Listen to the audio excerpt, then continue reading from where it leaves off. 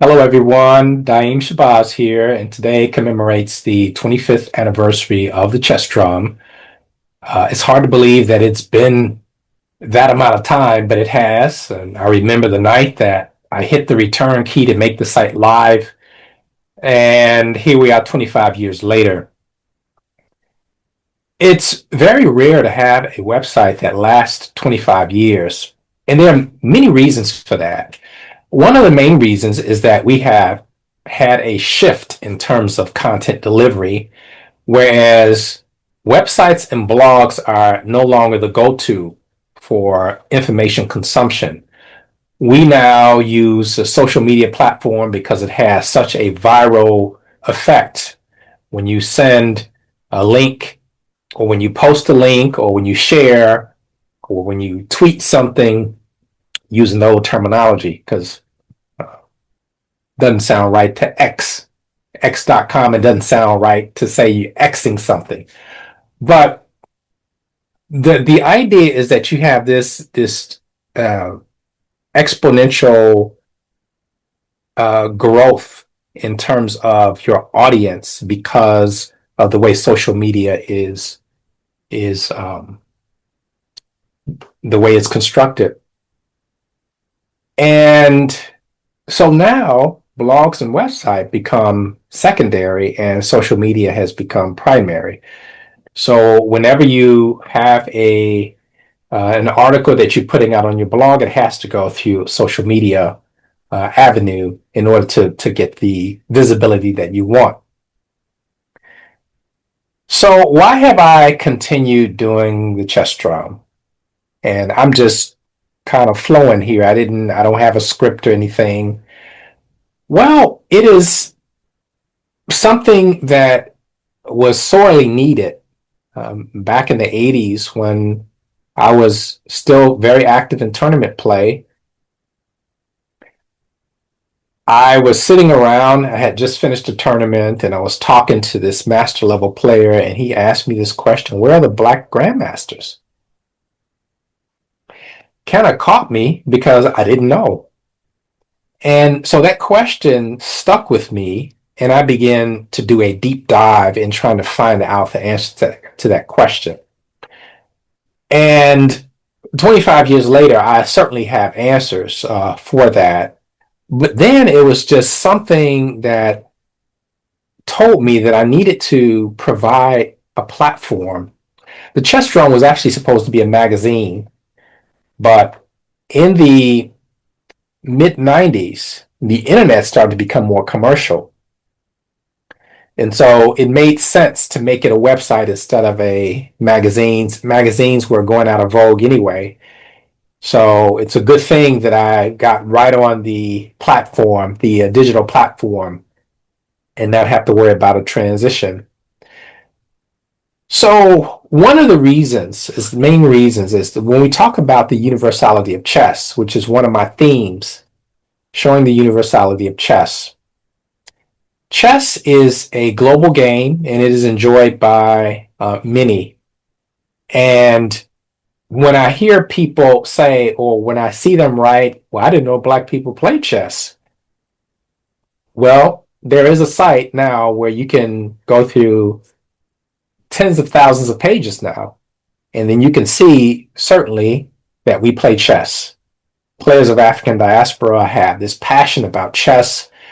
I am in some WhatsApp groups, African WhatsApp groups, and the passion is just infectious. There's this great energy there.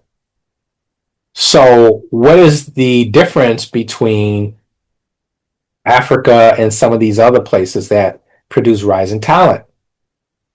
We have seen a shift in the balance of power in chess. It has moved eastward.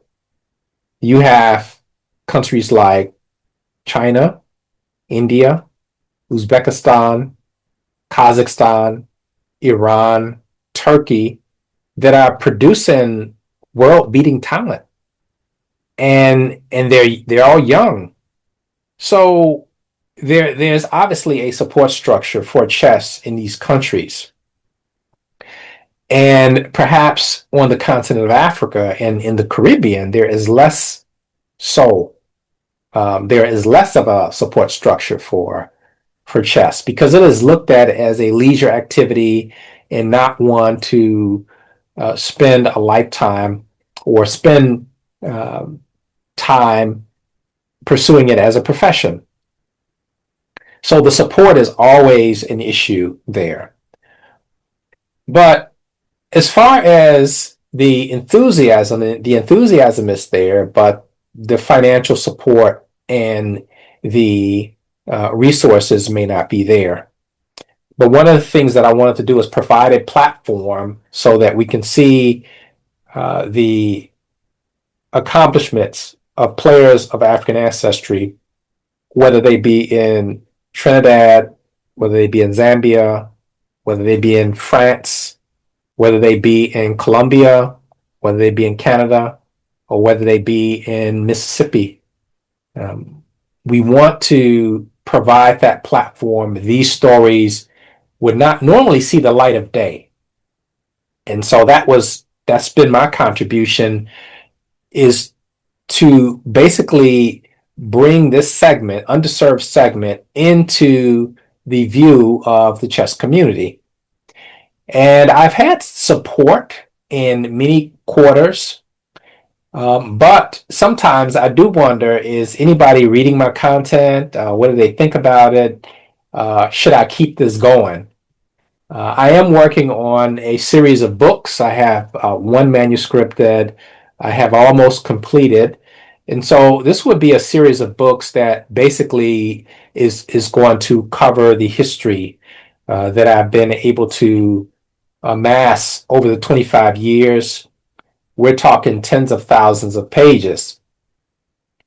I don't like to give the exact numbers, although I have mentioned the number 30,000 pages, but that is through crawling and those types of things. But it's tens of thousands of pages, I can assure you. And there has to be a way to make this more permanent because, of course, websites can come and go. They can be shut down. They can disappear. Whereas if you have a book, that book is going to be permanent, and you can also make it in digital format. So that is my project. I have not been putting as much effort in writing news briefs as I had in the past, and some of that is due to personal reasons. I'm actually looking after my 91-year-old dad, so that takes a lot of time and effort. And there's also other reasons as well. But it's been an interesting ride, the 25 years, and I hope you've enjoyed this, taking the ride with me. And we hope to continue to evolve as these content platforms continue to evolve. And maybe, just maybe, we'll finally get that podcast that I've been requested to hold a podcast or to host a podcast, which sounds easy to do. And it is something that I'm within my ability to do. But the thing is, you have to be consistent. And when you make that commitment, you have to have a time, and you have to kind of stick to it. You don't want to skip weeks, and you can make it a monthly podcast or you can make it bi-weekly, but it has to be consistent. So there are plenty of ideas, and if you have ideas, you can make sure you send them to me, webmaster@thechessdrum.net. And any other stories you have, please send them to that address. And we're going to keep this thing going. And I usually say that keep the beat going. And that is a play on the chess drum, beating the drum, but also beat is a journalistic term. And I like to make that connection because I think it has a nice ring to it. Well, that's going to do it. I didn't want to take a lot of your time, but thanks again for your support. And hopefully, we will be here another 25 years reflecting on the accomplishments of players of African ancestry and perhaps more grandmasters, more international masters, and if not master level, just a leisure player who may have a story to tell. All right. So that'll do it. And as I always say, keep the beat going. Thanks.